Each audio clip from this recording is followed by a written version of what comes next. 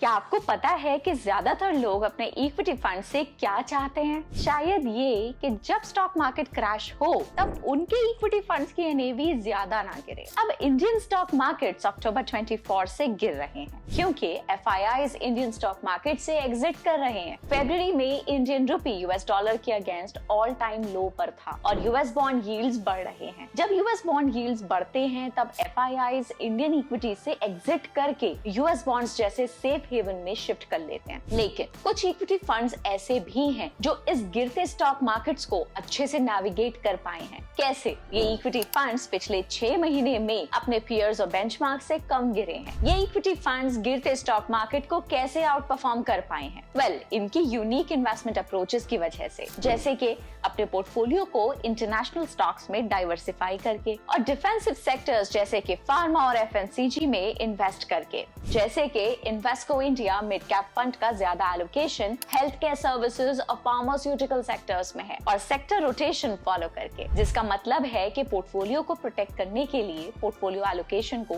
अलग अलग सेक्टर्स में मूव करना। अब आप इन इक्विटी फंड्स का डाउनसाइड कैप्चर रेशियो चेक कर सकते हैं जो ये दिखाता है कि जब स्टॉक मार्केट गिरते हैं तो इक्विटी फंड बेंचमार्क के कंपैरिजन में कितना गिरता है। जैसे Parag Parikh flexi cap fund direct growth का डाउनसाइड कैप्चर रेशियो 47 है। इसका मतलब अगर इस फंड का बेंचमार्क निफ्टी 500 10% गिरता है तो ये फंड सिर्फ 4.7% ही गिरेगा। याद रहे कि ये इक्विटी फंड्स इस गिरते स्टॉक मार्केट्स में अच्छा परफॉर्म कर चुके हैं, लेकिन कोई गारंटी नहीं है कि ये फ्यूचर में भी ऐसे ही परफॉर्म करेंगे।